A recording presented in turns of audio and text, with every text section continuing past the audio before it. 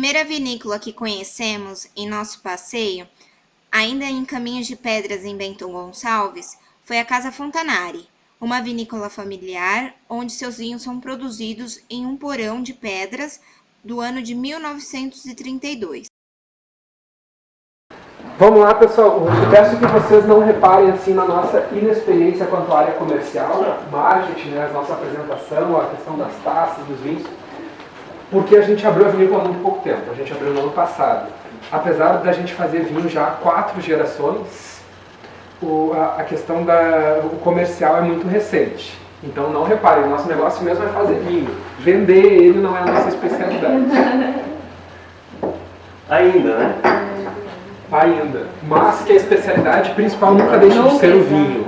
Porque tem muito vinho que a gente paga caro pelo marketing e não pelo produto. É verdade. Verdade. Eu aconselho que a gente comece com um vinho branco de uva Niágara. É um vinho seco. Mesmo para quem gosta de vinho doce, eu insisto que vocês tentem tomar este Niágara seco.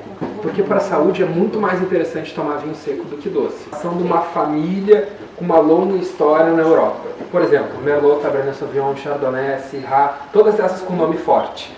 Agora, Isabel, Bordeaux, Niágara, Moscato Lorena, são uvas que foram adaptações e por serem adaptações genéticas, elas são muito mais resistentes ao nosso clima, o que torna o cultivo delas mais barato. E principal diferença, vitis vinífera tem tanino. Uva de mesa não tem tanino. Mesmo a casca não vai fazer tanino. Mesmo a casca não tem tanino. E eu acho isso bem estranho, porque no sentido biológico do tanino, toda uva deveria ter, toda fruta, mas essas não têm. Talvez bem verde ela tenha. Eu nunca tentei comer. Tem que fazer o teste.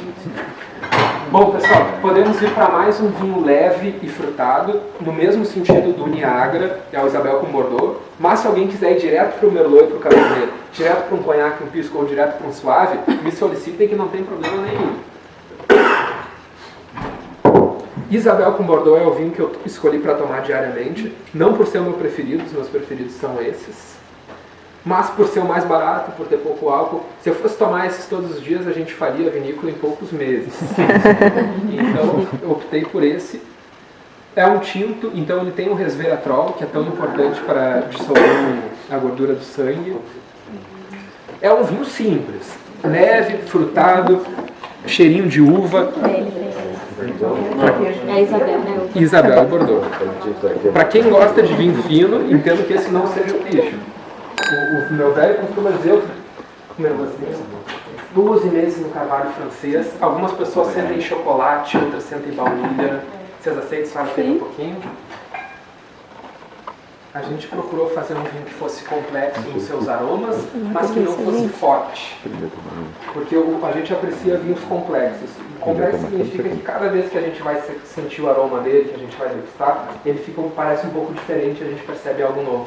Mas ao mesmo tempo que não seja forte, como um vinho chileno. Muito obrigado, muito gostaste. Vamos tomar um cuidado com o Merlot, agora que eu me dei conta. A garrafa estava fechada, há 12 meses esse vinho não via oxigênio. Há 12 meses, porque a garrafa ficou fechada, então há 12 meses ele não teve contato com o oxigênio. E a química nos ensina que os aromas, por serem voláteis, eles estão reduzidos e precisam oxigenar um pouquinho para se liberar. Ele está diferente da outra garrafa. Está diferente, né? E porque a outra garrafa já estava aberta há tempo. Então o que a gente vai fazer? Magic Decanter. Ele tem essas duas entradas laterais que oxigenam o vinho de imediato e ele já se torna diferente. Olha só como ele desce borbulhando. Qual garrafa que está melhor que ele? A que estava aberta, os cheiros estavam usando. E ele já se torna bem diferente. Os enófilos, os realmente apreciadores de vinho, dizem que tu tem que abrir uma garrafa 8 horas antes de tomar ela. Algumas pessoas acham o Cabernet mais forte, outras acham o Merlot mais forte. É uma questão de percepção. Até porque a gente tem receptores, a gente tem um número de receptores para astringência diferente. Algumas pessoas sentem mais do que as outras. Algumas pessoas sentem a astringência como um amargo. É verdade. Vamos para o Cabernet? Vamos. Também apenas 1000 garrafas. Essa é a garrafa número 567 de 1000. Um produto bastante exclusivo. Uma uva única, talvez a única Cabernet Sauvignon do Vale de São Pedro. O pessoal desistiu de plantar ela porque é muito trabalhoso. Confesso que a gente desistiu também. O nosso último Cabernet Sauvignon foi o de 2012. Verdade? É muito difícil. Ela apodrece muito porque ela é de amadurecimento tardio. Significa que ela amadurece mais tarde do que as demais. Isso significa que ela amadurece em março. E vocês já ouviram aquela música das chuvas de março, fechando o verão? Acontece que chove. Isso, e ela não consegue amadurecer. Fungos começam a se desenvolver por causa da umidade e a gente se obriga a colher a uva antes dela atingir uma maturidade plena. Não é o caso da Chardonnay, que amadureceu 13 de janeiro, da Riesling, as uvas brancas amadurecem mais cedo, a Merlot amadurece mais cedo também. Eu sinto nesse Cabernet um aroma de pimentão verde, de pimenta branca, couro, noz moscada. Um amigo enólogo sente azeite de oliva, mas ele é bastante criativo, né? Algo de relva, algo vegetal, mas também uma presença de frutas vermelhas, também uma presença de madeira tostada do carvalho. Eu comecei tomando trago de vinho suave. Os primeiros vinhos que eu tomei eram suaves, porque o vinho seco ele é agressivo ao paladar de um adolescente, de alguém mais novo, né? A gente vai se habituando. E esse processo do vinho mais leve e tomando vinhos mais encorpados, a gente deixou mais forte para o final, isso vai tornando o nosso paladar mais perceptivo. Champagne champenoise, fica na França. Foi descoberto no século XVIII por um monge que descobriu por acidente. Ele engarrafou um vinho que ainda tinha açúcar e a levedura selvagem que estava ali dentro fermentou aquele açúcar, se alimentou daquele açúcar e transformou ele em gás carbônico. E algumas garrafas explodiram, outras ficaram com gás, ele tomou e achou o máximo. Achou o máximo e até hoje a gente vem reproduzindo esse erro do monge Dom Perignon. E até hoje existe a vinícola dele. Do processo. Aqui ele está ganhando duas coisas. Primeiro, só um estágio. Sim. Primeiro ele está pegando os aromas do carvalho. Tem várias moléculas aromáticas que passam para o vinho, como por exemplo a vanila. A vanila é a molécula que está na baunilha. E ela passa para o vinho, por isso nosso Merlot lembra um pouco baunilha, chocolate. Vocês perceberam? E essa é a primeira grande função das barricas de carvalho. A segunda grande função é que a madeira é porosa e ela permite a entrada de oxigênio de uma forma muito reduzida, o que a gente chama de microoxigenação. E essa microoxigenação amadurece o vinho. Faz com que os taninos, que é aquela substância que seca a boca, se agarrem um com o outro e formam uma molécula pesada que vai afundar e vai sair do vinho, e quando a gente tomar ele, a gente não vai mais sentir aquela secura toda. Aqui a gente está fazendo espumante. Como eu contei para vocês, a gente tem que girar um pouquinho todos os dias, um quarto de volta por dia. A gente realmente trabalha aqui dentro. Essa é a nossa loja no final de semana. Durante a semana a gente está trabalhando aqui. Aqui nós temos graspa, pisco, conhaque de 20 anos do nono está aqui. Essa máquina é uma máquina que meu avô trouxe da Itália há bastante tempo, ele importou. E é a que a gente utiliza para fechar todos os nossos vinhos até hoje. Nossa. Que legal! A gente investiu muito em tecnologia, mas naquela tecnologia que aumenta a qualidade do nosso vinho, que torna ele mais fino, mais complexo, mais delicado. Isso daqui só iria facilitar o nosso trabalho. A gente ainda não quis investir nisso, estamos investindo na melhora da qualidade do produto. E aqui dentro, não reparem a bagunça, porque a gente está fazendo espumante. Fazer espumante significa adocicar o vinho, colocar fermento e botar nas garrafas. Peço que vocês não deixam nelas, que elas podem explodir.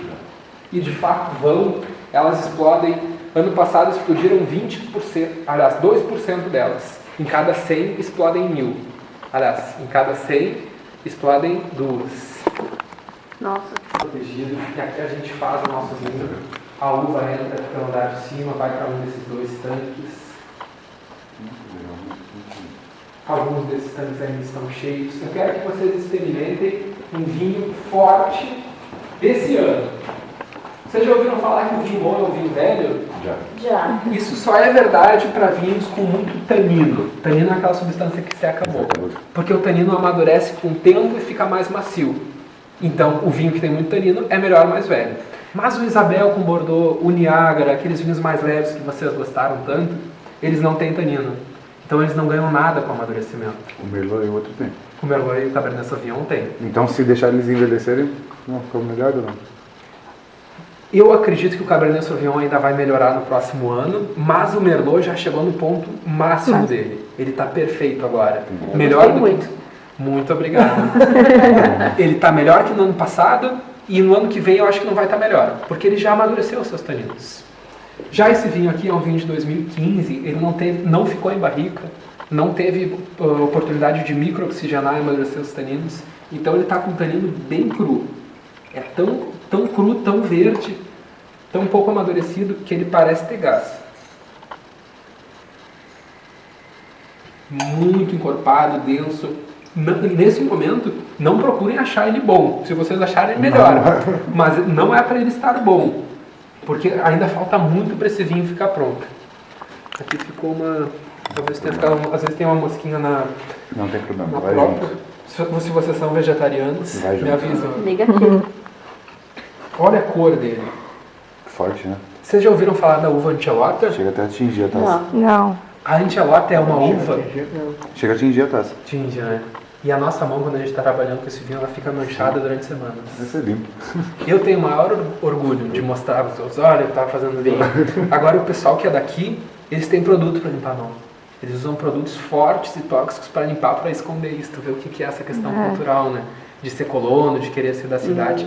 Inclusive, nos anos 80, o pessoal daqui começou a esconder as casas de pedra com reboco, para parecer que era da cidade. Vocês já ouviram falar sobre isso? Não. Por exemplo, nosso porão de pedra, o pessoal botou reboco para parecer que era uma casa da cidade. Do preconceito que era morar na E colônia. a gente que tá na cidade acha tudo Acha a tão coisa mais linda da perfeito. colônia. Tu vê a inversão de valores, É. né? É, o que a gente fala. A hora que a gente tava saindo lá de Urubici, as crianças saindo da escola, a gente até falou, né? Falou, vocês estão. A criança tá tudo, não aguento mais essa cidade, não tem nada pra fazer aqui. Né? A gente, cada esquina tem tudo lá, mas sei lá, quero fugir pra calmaria. A gente quer ficar mais tranquilo, quer viver a vida, né? Lá você não vive a vida. A vida te engole lá e você não tem tempo de viver. Uma coisa, para envelhecer esse, por exemplo, né? Tem algum jeito melhor de posição da garrafa? Tem. Primeiro, eu queria corrigir um detalhe com a palavra envelhecer. É. Envelhecer não presume que tenha uma melhora. Eu gosto da palavra amadurecimento, Amadurecer. que envolve tempo, mas envolve melhora.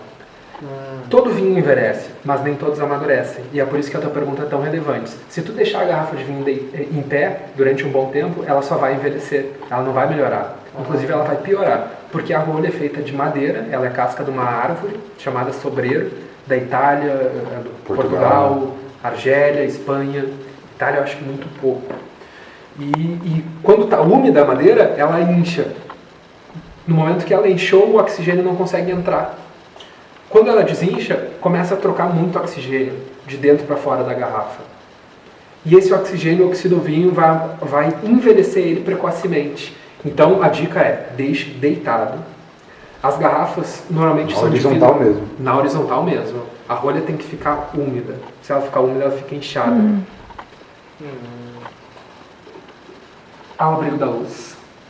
Por isso mesmo que a gente costuma utilizar garrafas bem escuras, porque a luz, ela envelhece, ela oxida o vinho, faz ele que ele perca a cor. Um vinho rosé, se ele pegar muita luz, ele vai de um tom rosado, de vermelho, um tom vivo, ele vai para um tom alaranjado, de telha, que entrega que ele envelheceu. Então, a dica que tu me pediu foi para amadurecer o vinho em casa, ou como a gente faz aqui dentro? Não, em casa. Em casa, sem pouca oscilação de temperatura. Tá. Ao abrigo da luz e deitado. Perfeito. Recomenda-se também uma umidade de acima de 60%. Ok. Porque para nós não é problema, eu já vi a umidade aqui dentro em 95%. Aqui, né? Nossa. O pessoal chegava, assim, quem tinha asma tinha que sair na hora. Porque a gente está a gente escolheu esse lugar para implantar a vinícola, porque aqui bate muito pouco sol, para que a temperatura seja mais baixa, vocês podem ver que está tudo fechado. Bem mais fresquinho aqui dentro. Bem mais fresquinho. E a gente consegue manter as temperaturas, inclusive no verão, através de um trabalho de abrir à noite, fechar de dia, sem ar-condicionado. Tudo muito meticuloso, né? Muito. Tem que ter estratégia, senão o Muito negócio legal. não sai. É verdade. Muito legal, muito legal. Fico feliz de ter conhecido todo mundo. Como puderam ver pelas imagens, Lá na vinícola, tivemos a orientação do Vitor, onde aprendemos com ele os variados tipos de uva, o processo de fabricação e a importância do vinho para a nossa saúde, assim como a degustação dos mesmos. O próximo vídeo que dará sequência às visitações nas vinícolas será o da fábrica Miolo. Não coloquei um único vídeo para não ficar longo. O que posso me adiantar sobre ele, fazendo uma comparação com a Casa Fontanari, é que por se tratar de uma empresa de grande porte, a visitação se torna um processo meio mecânico, sabe? Onde os guias eles têm um prazo estipulado para realizar e conduzir o passeio pela fábrica, devido aos novos grupos que se formam para a visitação. Eles acabam repetindo um texto meio que pronto por todos os grupos, e não tem uma explicação exclusiva como essa que tivemos aqui na Casa Fontanari. O ponto mais legal da visita, além de conhecer o processo da fabricação também, é um mini curso que acontece no final, onde eles explicam como se portar durante uma degustação, né? Como que se avalia o vinho e como harmonizar eles com as comidas, com cada tipo de comida. Então isso foi bem bacana, esse aprendizado que a gente teve por lá. É tipo aquelas detalhezinhos de você mexer a taça para poder sentir os aromas, sabe? São todas essas explicações que no final é bem legal e você acaba entendendo um pouco mais sobre esse universo do vinho. Então foram dois locais que valem muito a pena de visitar, tanto a Casa Fontanari quanto a da Miolo, porque assim, eles têm padrões diferentes, né? Um é bem grande, você entende um processo mais amplo da coisa, e o outro tem um tratamento mais exclusivo, né? Sem tanta correria, te explicando detalhadamente. Então valeu super a pena os dois lugares. Eu espero muito que vocês tenham gostado e tenham aprendido um pouco mais sobre esse universo dos vinhos. É isso, um super beijo. Não se esqueça de avaliar aqui o vídeo se vocês acham que eu mereci o seu positivo, de conhecer aqui a Casa Fontanari, também a Miolo. Eu vou deixar todas as descrições lá no blog. E também de se inscrever aqui para estar ligada nos próximos vídeos, beleza? Um beijo, até os próximos vídeos. Tchau!